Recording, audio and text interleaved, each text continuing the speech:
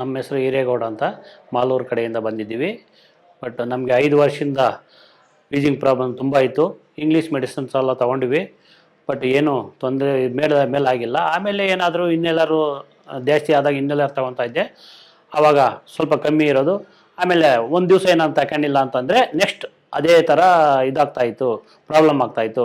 But ಓಡಾಡೋಕ್ಕಾಗ್ತಾಯಿಲ್ಲ, ಕೆಲಸ ಮಾಡೋಕ್ಕಾಗ್ತಾಯಿಲ್ಲ, ಏನೂ ಆಗ್ತಾಯಿಲ್ಲ. ಆಮೇಲೆ ನಾವು ಇದು ಬೆಳಿಗ್ಗೆ ಹೊತ್ತು ಎದ್ದರೆ ಫುಲ್ಲು ಕಫ ಬರ್ತಾಯಿತ್ತು. ಆಮೇಲೆ ನಮ್ಗೆ ಉಸಿರಾಡೋಕ್ಕೆ ತೊಂದರೆ ಆಗ್ತಾಯಿತ್ತು.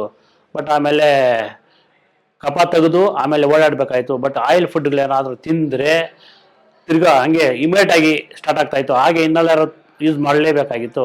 ಆಮೇಲೆ ನಾವೆಲ್ಲ ಇದೆಲ್ಲ ನೋಡಿಬಿಟ್ಟು 5 ವರ್ಷದಿಂದ ಆಮೇಲೆ RJRಗೆ ಬಂದು ಟ್ರೀಟ್ಮೆಂಟ್ ತೊಗೊಂಡ್ವಿ. ಆ 1 ತಿಂಗಳು ತೊಗೊಂಡ್ವಿ. ಆಮೇಲೆ ನಮ್ಗೆ ಇವಾಗ ಆರಾಮಾಗಿದೆ. ಬಟ್ ಇವಾಗ ಏನು ತೊಂದರೆ ಇಲ್ಲ. ಅದರಿಂದ ಇನ್ನೂ 1-2 ತಿಂಗಳು ತೊಗೊಂತ ಹೇಳಿದ್ದಾರೆ. ಬಟ್ ತೊಗೊತೀವಿ. ನಮ್ಗೆ ಇವಾಗ ಅವರು ಟ್ರೀಟ್ಮೆಂಟ್ ತೊಗೊಂಡಾಗಿಂದ ನಾನು ಆರಾಮಾಗಿದ್ದೀನಿ. ಏನೇ ಒಂದು ಫುಡ್ ತಿಂದರೂ, ಆಯಿಲ್ ಫುಡ್ ತಿನ್ನಲಿ, ಬಟ್ ಬೇರೆ ಏನಾದರೂ ತಿನ್ನಲಿ, ನಮಗೆ ಏನು ತೊಂದರೆ ಇಲ್ಲ. ಇವಾಗ ಆರಾಮಾಗಿದ್ದೀವಿ.